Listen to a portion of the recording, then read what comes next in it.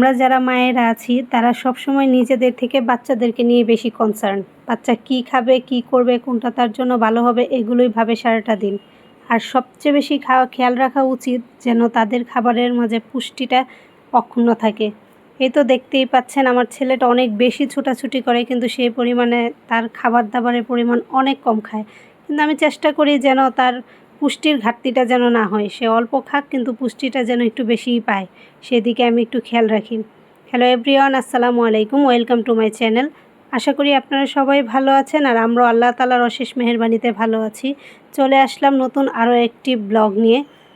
তো আজকে মূলত একটা জিনিস শেয়ার করব, যেটা এই গরমের মধ্যে ডাক্তাররাও বলেন আসলে বাচ্চাদেরকে সহজপাচ্য কিন্তু পুষ্টিকর খাবার দিতে। সেই কথাটা মাথায় রেখেই আমি আজকের রেসিপিটা আপনাদের সাথে শেয়ার করব। এটা 6 মাস থেকে আপনারা বাড়ন্ত বয়সে যে কোনো বাচ্চাদেরকেই দিতে পারবেন, তাতে তাদের ভালোই হবে। তো এই তো আমি এক সবজি নিয়ে নিয়েছি, মিক্সড সবজি কয়েকটা, 4টা আইটেমের সবজি নিয়েছি আর ডাল নিয়েছি। অনেক বাচ্চারা আছে যারা সবজি খেতে পছন্দ করে না, কিন্তু এরকম একটা রেসিপি যদি আপনি তৈরি করে দেন তাহলে খুব সহজেই খেয়ে নেবে, কারণ তার সাথে ডালটা থাকে। তো ডাল পছন্দ করে না এমন বাচ্চা তো নেই, কিন্তু আমার বাচ্চাটা আবার ব্যতিক্রম, সে ডাল পছন্দ করে না, এজন্যই মূলত আমার সবজিটা দিয়ে ডালটা রান্না করা। যাই হোক, চলে গেলাম রান্নায়। তো এখানে পেঁয়াজটা হালকা করে বাদামি করে ভেজে নিয়ে অল্প একটু হলুদ দিলাম। আমি এখানে কোনো মরিচ ইউজ করব না, যেহেতু বাচ্চা খাবে। তো ডালটাকে 1 মিনিটের মতো ভেজে নিব, তারপর সবগুলো সবজি আমি দিয়ে দিব তাতে। যাই হোক, পাশের চুলায় আমি আলু ভাজি বসিয়ে দিয়েছি। আমি এখানে আলু ইউজ করব না, কারণ হচ্ছে আমি আলাদা করে আলু যেহেতু ভেজে নিচ্ছি, তাই এখানে আর আলু ইউজ করব না। তো এই তো সবজিগুলো দেয়া শেষ। তো এখন সবজিটাকে ভালোভাবে ডালের সাথে কষিয়ে নিব 2-3 মিনিটের মতো।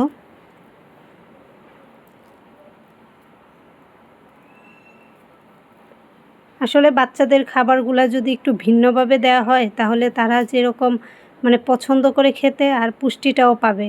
এখানে আমি কালারফুল সবজি ইউজ করেছি, গাজর ইউজ করেছি, আবার পুঁইশাক ইউজ করেছি, যেটা তাদের দেখতেও একটু ভালো লাগবে আর তারা খেতেও চাইবে।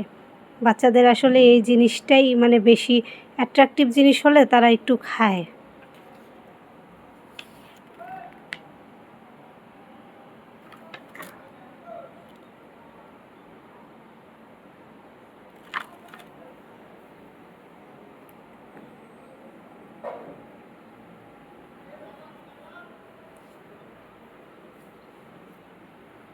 বাচ্চারা যেহেতু অনেক বেশি অ্যাক্টিভ থাকে, তাই তাদেরকে উচিত তাদের শরীরে যেন খাবারের ঘাটতিটা না পড়ে, যেন তারা ভালোভাবে বেড়ে উঠতে পারে সেই দিকে খেয়াল রাখা।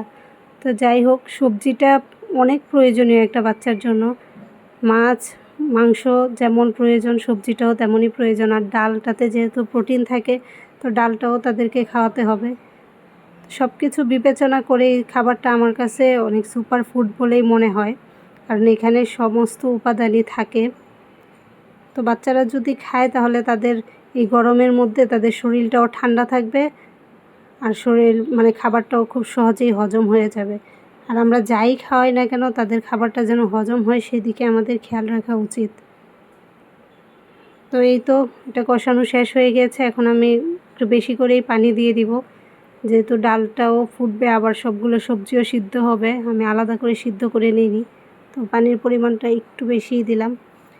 তো অলমোস্ট আমার রান্নাটা কমপ্লিট। এখন রসুনের ফোড়ন দেব। এই তো সিদ্ধ হয়ে গেছে। তো এখন রসুনের ফোড়নটা দিয়ে দিব, দিয়ে তারপর এটাকে চুলা থেকে নামিয়ে নিব।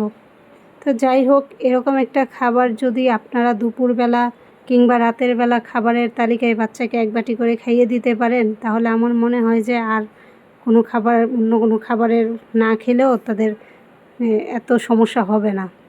তো যাই হোক, এই ছিল আমার আজকের একটা ছোট্ট একটা ব্লগ।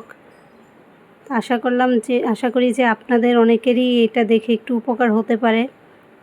অনেক মায়েরা এখান থেকে একটু উপকৃত হতে পারেন, এই জন্যই আমি আসলে এই ভিডিওটা শেয়ার করলাম। তো এই তো আমার রান্নাটা এখন এই পর্যায়ে আছে, আর একটু হলে আমি এটাকে নামিয়ে নিব।